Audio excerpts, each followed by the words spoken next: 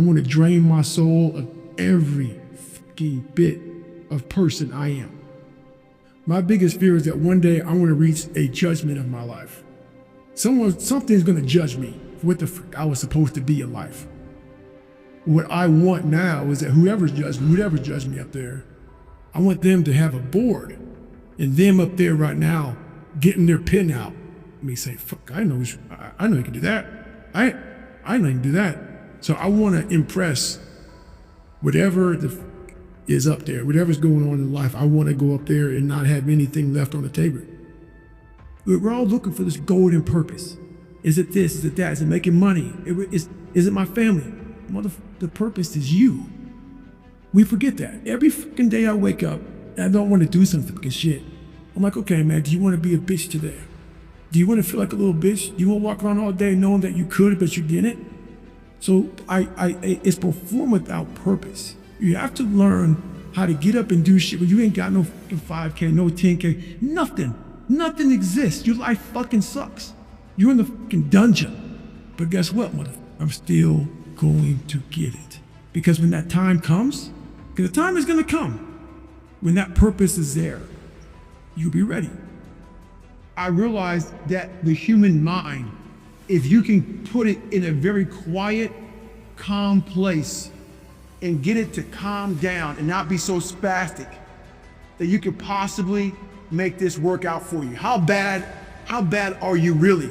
Tonight, Gotham's relying on one man to save us all. I calmed myself down and I had to make this enormous thing small. I had 30 more miles to run and my body was in the worst shape in my entire life, the worst pain I ever felt in my life. So I broke this 30 miles thing down. I broke it down to small chunks. I calmed my mind down. I had to get water, I had to get potassium, I had to get sodium. I had to stop being so dizzy because I had to be able to stand up. It said, you're not gonna make the time. I had 24 hours and I was going so slow, taking so much time. This is when I realized that the human mind, once everything gets connected, once the mind knows you're not gonna quit something, it's gonna try to find more. It's gonna try to give you more. Once it realizes you're not gonna take the path of least resistance, you're gonna stay here until it's done. My mind and my body and my spirit became one for the first time ever. What's universal is the impulse to succumb, to feel like you've given everything you can and that you are justified in leaving a job undone. By now, I'm sure you can tell that it doesn't take much for me to become obsessed. Some criticize my level of passion, but I'm not down with the prevailing mentalities that tend to dominate American society these days. The ones that tell us to go with the flow or invite us to learn how to get more with less effort. Fuck that shortcut bullshit. The reason I embrace my own obsessions and demand and desire more of myself is because I've learned that it's only when I push beyond pain and suffering. And I believe the same is true for you. The human body is like a stock car. We may look different on the outside, but under the hood, we all have huge reservoirs of potential and a governor impeding us from reaching our maximum velocity. In a car, the governor limits the flow of fuel and air so it doesn't burn too hot, which places a ceiling on performance. It's a hardware issue. The governor can easily be removed, and if you disable yours, watch your car rocket beyond 130 miles per hour. It's a subtler process in the human animal. They think I'm hiding in the shadows, but I am the shadows. It's a difficult motherfucker where you're gonna fail and you're gonna be in your head. You could be saying, I'm not good enough. And it's how you get through that. It's how you get through that on a daily basis when that thing is saying, man, I'm 43, I've done so much. You start to become civilized. The refrigerator gets full. You start making money and you start, I'm not getting cold anymore. I'm retired. At 40, people shouldn't be playing basketball or football or being in, you start to believe this shit. And it becomes in your mind like there's people who are retired, at 40-something years old or 30-something years old. At 43, I'm still putting 100-mile weeks, still doing thousands of pull-ups, thousands of push-ups, because I'm not allowing myself to become civilized. The worst thing that can happen to a man is become civilized. You lose that fucking fight. You lose that Why the fuck am I doing this shit? And that's just my mentality. You may have more, but you never can arrive. You want to be uncommon amongst uncommon people. You have a choice to make. Do you want to sit down and go back to that guy you once were? No. So this is what it takes. It takes that misunderstanding of people, and they'll never get it because they were never David Goggins. So that is what it takes for me to do what I do. It may take you something differently. So for me, everything has to be in the study. Everything has to be in the this. Everything has to be, everywhere I am, it has to be there. Me, focused where I am. Because it takes one little piece of outside interference to clutter your whole mind. And people don't get that. Your mind has to always be clear. That's why I meditate 2 hours every single night. Because I refresh, I reorganize the garage, which is my mind, every night. So then discipline's in there, organization, everything is in this right spot. So if I wake up, I'm ready to go. Why people fall off the wagon so often is because their mind is full of shit. There's no room in that mind for discipline. There's no room for consistency. They may do it once or twice, but then the mind takes over and that cluttered garage comes in. And then it's like a circuit breaker, man. A circuit breaker just overloads and sparks. In our minds, that's our mind, man. It's like a fucking circuit breaker that has so much shit in it, you keep on loading it, you can't put in more into it. So I talk about it in there, man, so much about clearing space in your fucking mind so that you have room for all those discipline. Waking up early, taking those, because they do mean something.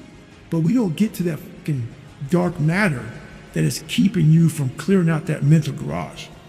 But people don't want to go through the process of focus, of teaching yourself how to truly focus. This is where my message gets lost. It gets lost because I may say, MF or F, I may, because that's the passion that comes out of me, because it takes everything for me to learn a sentence. So when I speak about David Goggins, I can't speak about David Goggins in a way that's just calm, cool. Because when I wake up, I know the journey that it takes for me to find my greatness. And it's hard. Nothing is easy.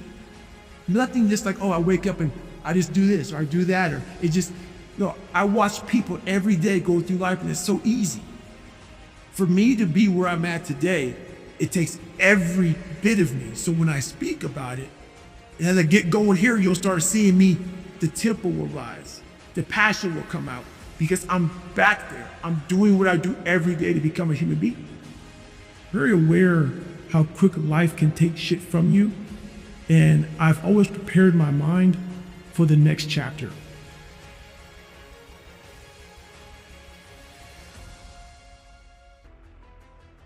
So when I was young, I used to be a little piece of shit. I'm not good enough. I can't do this. I can't do that. The second I got my head on my ass and I realized, man, you can achieve a lot of shit. You get off your ass, you start moving, and you start motivating yourself. Start becoming a self-motivator. So I started front-loading. And front-loading is people, man, you've done so much by 47 because I don't know what tomorrow is going to bring. So my military resume is fat. I did a lot in the military. I did a lot outside the military. I've made money. I've done almost every race out there, hard race in the world. I've broken pull-up records. I've done a lot of shit. Like, work your ass off so you can enjoy. Yeah, you're taking a shot. You may not live to be old, but what if you do? And you worked your ass off and you were able to get up early, able to grind. If you front load it properly, the back half of your life is money. And that's what I did. The second I realized that, man, you are a piece of shit, we got to get going. Because at 47, man, you're not gonna be able to do any of this shit. 50, whatever you are. So I front loaded. So all these bad things that have happened to me, I said, man, how are you handling this so well? Well, I've done it. I front loaded. I have the money I need, I have the success I need, I have the determination, the willpower, and also the pride in myself. So when I wake up every morning, I know who the fuck I am. I front loaded perfect. I study the darkness. You find no fucking answers in the light. None. It's too happy, it's too nice. We're not ready to be taught. I go into such places in my mind and I study the darkness. Like, it's not just physical. When I was growing up, I saw my mom getting beaten, I got beat. And I was some stuttering little black kid in an all-white school, and I'm on stage, and I gotta say one fucking line in front of fucking 15 people, and I walk off stage kind of fucking stutter. All those insecurities and all those fucking things, man, I used to go home and cry, man. My God, man, God was all fucked up, right? Hang on, man. As I got older, we got to study this shit. The only way we're gonna fucking get through this is if we study it. So every time I'm in a dark moment, and life stuff around me, whether it be physical or just life, I get in it, man, with a pen and paper. I'm like, okay, this fucking sucks. I can feel like I'm fucking losing my shit. Let's fucking study this. Let's come out of this motherfucker genius.